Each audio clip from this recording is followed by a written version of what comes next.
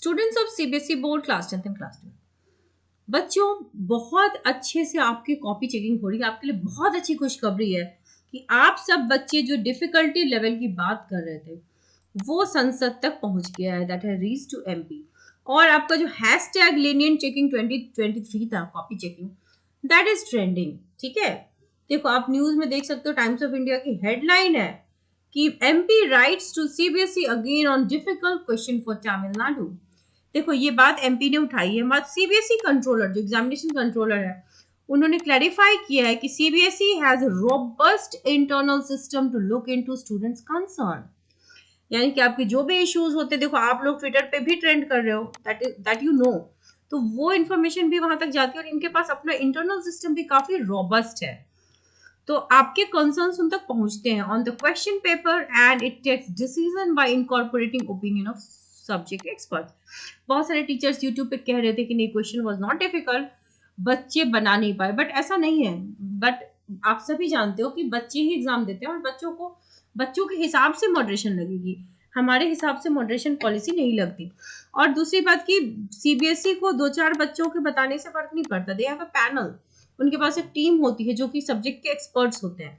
अगर उनको लगता है कि लास्ट ईयर के क्वेश्चंस भी देखते हैं, लास्ट 5 इयर्स के देखेंगे कि हाँ उस लेवल से भी अगर अप है क्वेश्चन तो that is difficult for you. ठीक है, 19-20 अगर मामला हो तो डिफिकल्ट नहीं होता, लेकिन अगर बहुत ज्यादा 15-20 का डिफरेंस हो तो उसको डिफिकल्ट माना जाएगा। ठीक है, टीचर के लिए डिफिकल्ट नहीं है क्योंकि टीचर तो आपको पढ़ा रहे हैं, बट फॉर अ स्टूडेंट, क्योंकि स्टूडेंट का मतलब सिर्फ टॉपर नहीं होता या फिर एवरेज नहीं होता है, student means weak students also.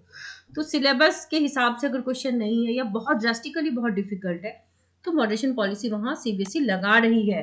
तो जो आपको कह रहे हैं कि मॉडरेशन पॉलिसी नहीं लग रही वो बिल्कुल गलत कह रहा है, ग्रेस मार्क्स भी मिल रहा है, आप देख लो। तो he was replying to a letter from Madurai MP SU Venkatesh। इन्होंने सीबीएसई के एग्जामिनेशन कंट्रोलर ने एमपी को रिप्लाई भी किया है, pointing to the concern raised by many about difficult physics and biology question paper of class 12। जैसा कि बच्चे कह रहे थे question paper was very difficult, तो ये क्वेश्चन रेज किया गया है। MP said in March 20 letter to COE यानी कि एग्जामिनेशन कंट्रोलर को क्वेश्चन पेपर के बारे में बताया कि सब्जेक्ट्स डिफिकल्ट थे in the Tamil Nadu zone way tougher than other 4 zone. तो अब ये नहीं कि it will not be only liberal for Tamil Nadu zone, बाकी के जोन का भी चेक करेंगे कि क्वेश्चन पेपर के हिसाब से आपको मॉडरेशन मिल रहा है। ठीक है, तो ये अब एमपी तक बात गई है, तो आप समझ लो कि क्या अब भी आपको डाउट है कि मॉडरेशन पॉलिसी नहीं लगेगी? हर सब्जेक्ट में नहीं लगेगी, लेकिन जहां पर भी आपके सब्जेक्ट्स डिफिकल्ट थे वहां पर जरूर लगेगी। आप न्यूज में देख सकते हैं, ये आज की न्यूज है। He said that answer papers should be evaluated without affecting the student. बच्चों का नंबर काट के किसी को मजा नहीं आता, क्योंकि बच्चों को टॉर्चर करना सीबीएसई का काम नहीं है।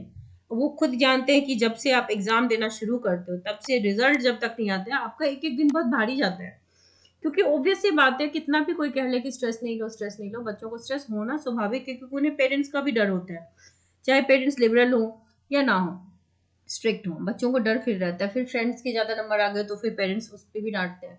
तो ये सारी चीजें होती है। हालांकि result should not matter much, आप अब खुद अपनी एक्सपीरियंस से सीखोगे कि रिजल्ट इतना मैटर नहीं करता।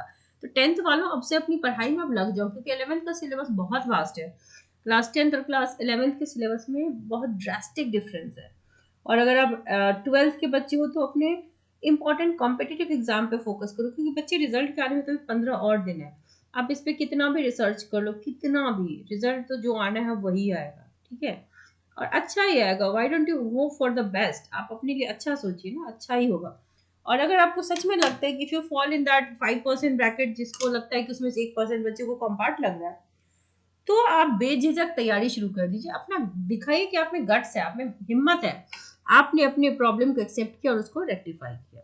तो देख सकते हो आपके लिए बहुत बड़ी खुशखबरी, आप ट्विटर पे भी ट्रेंड कर रहे हैं, आप एमपी तक भी पहुंच गए। तो अब सीबीएसई आपको बेहतरीन नंबर ही देगी, इस बात का आपको अंदाजा मिल गया होगा। Copy checking is very very lenient, so wish you all the very best. अगर आपने चैनल को सब्सक्राइब नहीं किया तो सब्सक्राइब जरूर कर लीजिए, क्योंकि आपको बहुत सारी इंफॉर्मेटिव चीजें यहाँ पर मिलेंगी।